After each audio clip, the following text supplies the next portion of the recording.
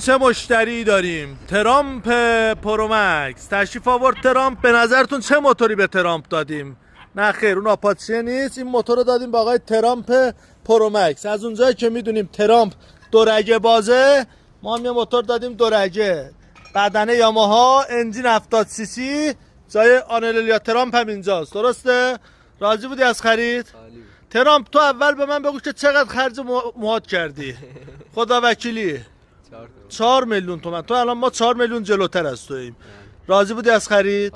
پیشنهادت تو بچه امریکا؟ اینجا موتور بگیر. زنده باشی. منم داداش امیدوارم که این موتوری که بهت دادیم آنلیا رو هم بندازی پشتش، اون دومادت هم بندازی پشت رو بچرخی تو خیابونای لس آنجلس به قول این رفیقمون.